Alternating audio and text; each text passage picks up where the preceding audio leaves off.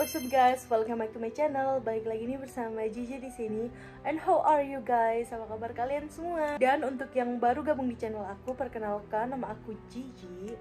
Aku tinggal di Mesir dan aku nikah sama pria Mesir.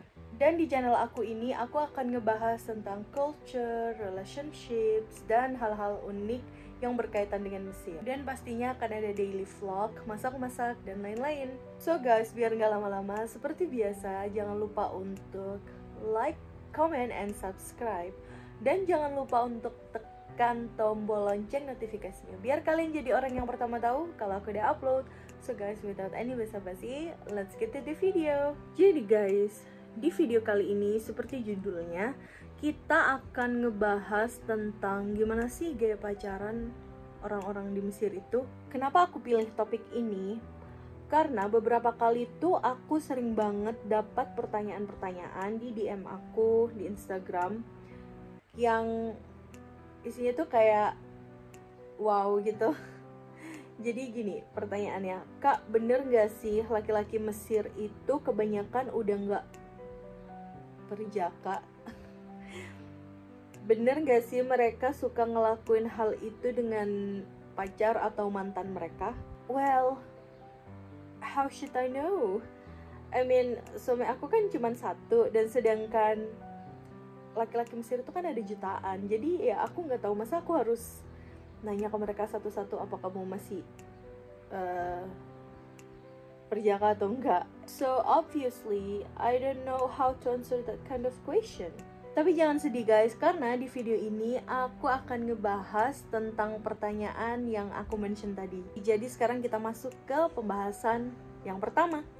Kak, jadi pacar aku bilang kalau dia tuh suka ngelakuin hal itu sama mantan pacar dia. Sehabis mereka putus, dia sekarang jadi suka ngelakuin itu dengan random cewek gitu. Dan sekarang dia mau tobat karena dia udah pacaran sama aku, dan sekarang dia bakal ngelakuin itu sama aku doang, yang berarti via online ya. Pertanyaan kayak gini tuh nggak cuman satu atau dua orang yang tanya ke aku, tapi dari aku pertama kali bikin channel sampai sekarang pertanyaan ini tuh banyak banget yang masuk ke DM aku. Dan kadang beberapa dari teman kita itu ada yang minta saran gitu, mereka harus gimana ya kan. Tapi guys, first of all, tobat macam apa itu yang dimaksud? Soalnya kalau emang niatnya mau tobat ya berarti nggak usah pacaran. Jadi guys, di sini tuh kalian harus sangat hati-hati, apalagi tuh sampai kalau si laki-laki ini tuh minta sesuatu yang sifatnya agak sedikit private seperti video atau foto.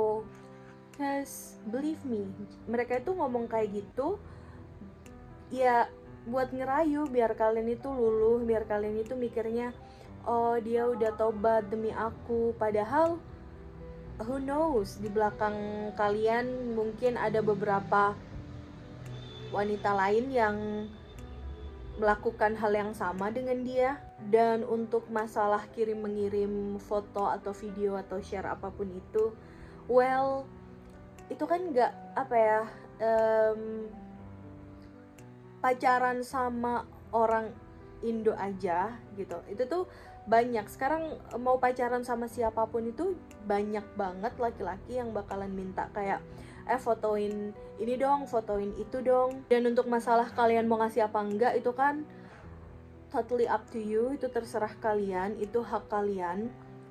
Tapi kan seperti yang kalian tahu, di era sekarang internet itu udah canggih banget, video, foto itu bisa kesebar dengan gampangnya. Jadi kalau menurut aku sih think twice, apalagi kan kalian itu tahu kalau ini orang gitu kan. Kita kan sekarang lagi ngebahas soal orang Mesir. Ini orang kalian gak pernah ketemu, kalian taunya cuma via online, kalian kan juga gak tahu latar belakang si laki-laki ini tuh kayak gimana. Jadi lebih baik sebelum kalian ngirimin sesuatu yang bersifat pribadi, foto-foto yang bersifat pribadi, lebih baik ya dilihat dulu ini laki-laki tuh beneran apa enggak. Soalnya guys, ada beberapa cerita dari teman-teman kita yang memiliki pengalaman yang kurang mengenakan, karena ya mungkin dia sudah percaya sama si laki-laki ini, dia akhirnya ngirim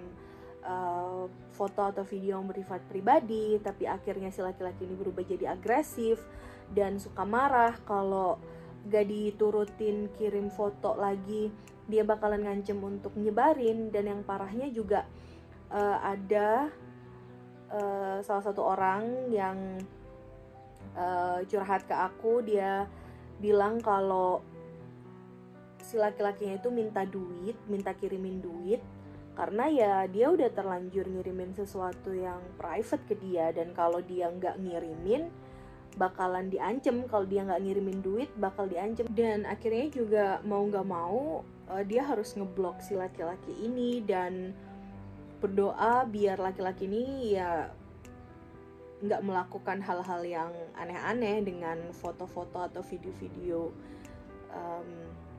dari teman kita ini. Jadi guys, mau pacar kalian dari manapun, orang Indo, orang Mesir, orang manapun itu, kalau menurut aku tetap hati-hati. Dulu aja aku tuh juga punya pengalaman dari salah satu teman aku, SMA. Dia suka ngirim-ngirimin foto kayak gitu ke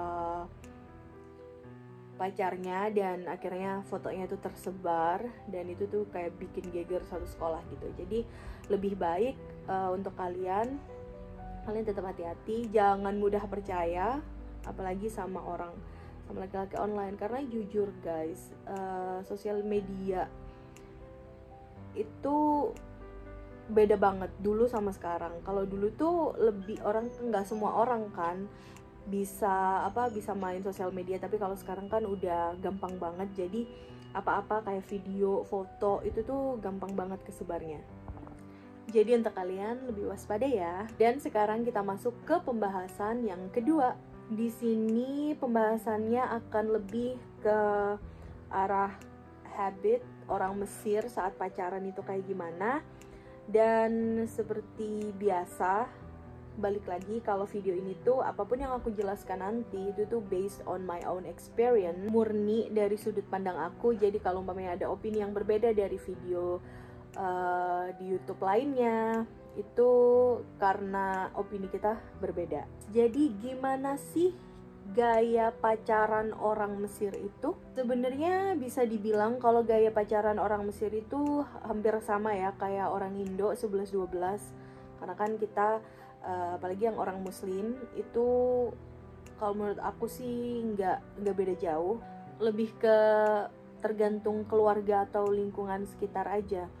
Ada yang ke barat-baratan dan ada juga yang normal-normal aja. Ada yang bener-bener ngikutin syariat Islam, kayak ta'aruf, langsung menikah, itu juga banyak di sini. Dan biasanya mereka tuh nikahnya nggak jauh-jauh dari orang-orang di lingkungan sekitar mereka, yang biasanya mereka tuh udah kenal dari lama gitu. Contohnya kayak teman masa kecil, teman sekolah, terus teman kerja yang udah lama gitu kan ya.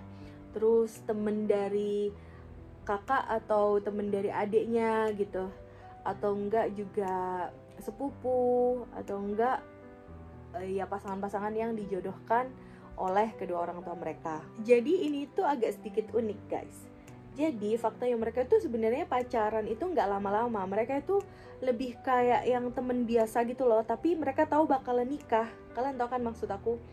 Jadi ya mereka lebih ke ya kamu temen aku temen kamu, ya kita tahu kita tuh saling suka dan kita bakal nikah in the end gitu. Tapi mereka tetap kayak friendship gitu loh, kayak pertemanan, sampai nanti dirasa si laki-laki itu tadi udah siap untuk datang ke rumah si perempuan ya untuk ngomongin masalah pertunangan gitu. Baru mereka nanti kalau udah tunangan itu bisa kelihatan bareng tuh, mereka bakalan kayak lebih sering jalan bareng, lebih sering dinner, terus datang ke rumah, yang laki-laki datang ke rumah si perempuan, terus yang perempuan datang ke rumah si laki-laki, atau bahkan mereka bakalan traveling bareng. Tapi guys, semua ini itu mereka tetap dipantau sama keluarga.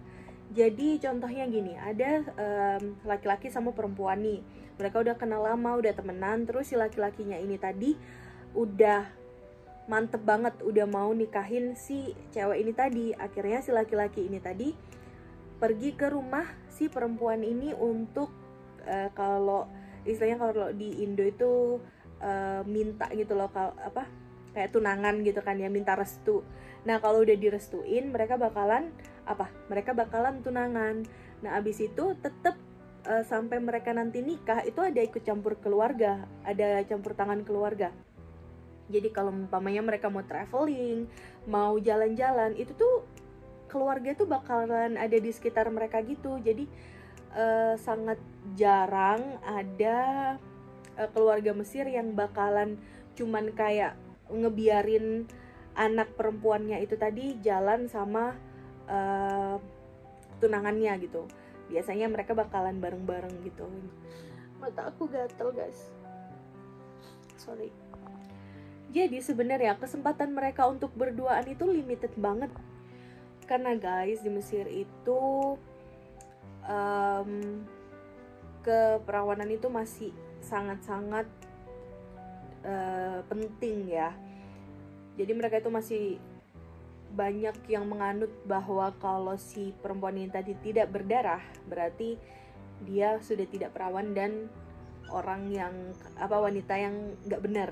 Unless kalau si laki-lakinya mungkin udah tahu kalau perempuannya itu tadi sudah tidak virgin lagi dan tetap menerima, dan ya udah gitu, nggak usah ngomong ke keluarga, nggak usah dikasih tahu ke keluarga, ya udah gitu. Tapi ada juga kan pernikahan yang tadi dijodohkan dan si laki-laki dan perempuan ini nggak terlalu mengenal satu sama lain, terus mereka nikah dan di malam pertama laki-lakinya tadi tahu kalau umpamanya si perempuan itu sudah tidak virgin lagi, itu bisa menjadi big problem. Bahkan bisa nggak cuman bisa terjadi perceraian di hari pernikahan itu tadi, tapi bisa sampai kayak sampai ya kalian nggak mau imagine lah, kalian nggak mau membayangkan apa yang akan terjadi, karena bisa sampai mereka itu bunuh-bunuhan gitu loh karena hal keperawanan ini tadi. Jadi makanya itu guys, di sini tuh sampai mereka itu nanti benar-benar menikah, itu tuh sebisa mungkin keluarga dari pihak perempuan itu menjaga anaknya. Karena kan kalau tunangan masih bisa putus ya kan. Mungkin di sini ada juga yang pasangannya pernah tunangan tapi nggak jadi putus. Jadi ya untuk ngehindarin hal-hal yang tidak diinginkan, mereka tuh selalu ya itu tadi ikut campur di setiap langkah mereka berdua. Gimana sih, pokoknya keluarga itu selalu ada gitu loh, dimana mereka berdua itu pasti ada keluarga. Kalian paham kan maksud aku? Dan satu lagi nih, hal penting yang harus kalian tahu, kalau di Mesir itu cewek sama cowok itu nggak bisa tinggal dalam satu apartemen atau dalam satu kamar hotel kalau mereka itu nggak punya tanda bukti nikah. Makanya tidak sedikit juga pria-pria Mesir itu memilih untuk menikah secara orfi. Orfi itu kayak nikah siri gitu. Kebanyakannya sih dengan bule-bule Eropa, bule-bule Amerika, ya biar mereka bisa masuk hotel, bisa nyewa apartemen gitu, bisa hidup berdua tanpa diganggu sama polisi. Dan seperti yang kalian tahu, biasanya bule-bule itu kan mereka cuman suka ya menghabiskan satu malam aja, habis itu ya udah selesai gitu. Jadi ini tuh salah satu cara buat laki-laki Mesir biar bisa enak-enak semalam doang, atau ya enak-enak sama pacar tapi nggak digerebek sama polisi, ya dengan menikah siri, menikah secara orfi gitu. Dan di sini tuh ya sama aja kayak di Indo, sering banget ada razia gitu, razia kalau di Indo Satpol PP ya, kayak ke hotel-hotel ilegal, bahkan hotel-hotel bintang 5 sekalipun itu nggak bisa tinggal bersama kalau nggak ada bukti surat nikah. Terus di taman-taman di daerah-daerah yang bersemak-semak itu biasanya di sana dijaga sama polisi biar ya itu tadi nggak terjadi hal-hal yang tidak senonoh. Jadi sekarang sampai sini kalian udah ngerti kan gimana sih gaya pacaran orang-orang Mesir. Dan kalau umpamanya kalian pernah mengalami pengalaman atau experience mantan kalian atau pacar Mesir kalian minta hal-hal yang kurang mengenakan kayak gini dengan alasan mau tobat, dengan alasan karena dia udah suka ngelakuinnya dengan mantannya, well, kalian udah tahu sekarang. Jadi kesimpulan dari pertanyaan itu tadi, yang pertama, kalau umpamanya dia ngaku dia udah pernah melakukan hal-hal yang begitu sebelum menikah, mungkin dia memang sudah pernah dengan cara menikah orfi atau mungkin sembunyi-sembunyi, who knows. Terus yang kedua ya mungkin karena pergaulan dia bebas dan dia pernah tinggal di luar Mesir sebelumnya. Terus yang ketiga ya dia benar-benar emang melakukannya dengan mantan Mesir mereka, ya kan, who knows gitu kan. Dan yang keempat ini yang paling bahaya, dia cuman mau manfaatin kalian aja secara online gratis. Plus ditambah lagi kalau laki-laki kardus ini beneran kardus gitu, sampai ngancem kalian gitu. Jadi kalian harus berhati-hati. Kan soalnya tuh gini loh guys, di sini tuh kadang mikirnya itu lucu, laki-lakinya itu, karena itu lebih gampang, gratis, dan gak terlalu haram. Jadi jadi mereka mikirnya itu ya udah kan kita nggak ketemu, kita nggak saling bersentuhan, jadi itu nggak terlalu haram, dosanya nggak terlalu besar gitu kan. Oh ya guys, jadi ini ada satu tambahan lagi nih soal itu tadi. Jadi sebenarnya ini tuh banyak terjadi karena di Mesir itu juga minim sex education. Jadi pengetahuan tentang seks itu agak sedikit kurang ya di sini, atau bahkan bisa dibilang sangat-sangat kurang. Itu tuh sesuatu yang tabu, sesuatu yang tidak harus diomongkan gitu loh kalau di sini tuh antara orang tua dan anak. Jadi kadang tuh si laki-lakinya ini tadi ketika dia tuh tumbuh dewasa, dia akan mulai mempertanyakan, dia akan mulai penasaran, dia akan mulai bereksplor, dia akan mulai mempunyai fantasi-fantasi aneh. Ditambah di sini kan negaranya juga termasuk negara Muslim ya, yang mayoritas Muslim. Dan di sini itu bahkan gerbong kereta itu ada yang khusus untuk perempuan, terus rumah sakit atau ruangan khusus perempuan. Dengan minimnya sex education tadi, jadi tuh mereka tuh tumbuh penasaran, apa sih yang dimiliki sama seorang wanita itu, apa sih yang ada di dalam diri seorang wanita, di tubuh wanita itu apa. Jadi mereka tuh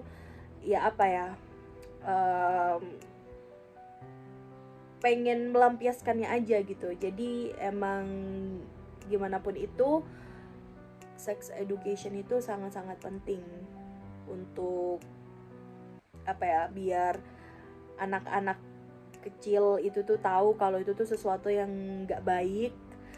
Kalau mereka ngelakuinnya ya masih kecil, jadi akan ada waktunya mereka menikah, akan ada waktunya mereka melakukan hal itu, akan ada waktunya mereka merasakan hal itu.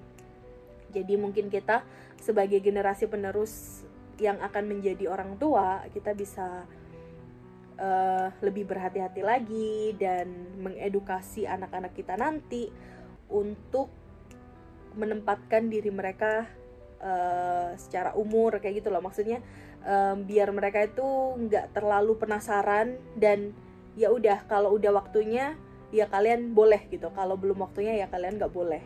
So guys, that's it. Dan I know it's been a while, jadi udah berapa lama ya aku nggak upload video tentang pembahasan, dan banyak banget yang ingin aku sampaikan ke kalian, pembahasan-pembahasan yang pengen aku bahas dengan kalian. Dan insya Allah mulai sekarang aku bakalan mencoba untuk upload seminggu sekali untuk video pembahasan. Dan kalau video-video kayak vlog, daily life mungkin sebagai tambahan aja ya. Kalau aku nggak sibuk, aku bakalan add jadi kayak 2 video seminggu. Tapi kalau untuk video pembahasan ini aku pasti sempetin buat kalian bikin satu video seminggu. Dan seperti biasa, kalau umpamanya kalian mau request video yang akan dibahas sama aku dan teman-teman kita, kalian bisa kirim DM di Instagram aku ini @isdahra. So guys, thank you so much for watching. I hope you're healthy, you're happy, and semoga yang LDRan segera menikah, segera dipertemukan dengan pasangannya yang masih jomblo. So guys, thank you so much for watching and see you on my next video. Bye.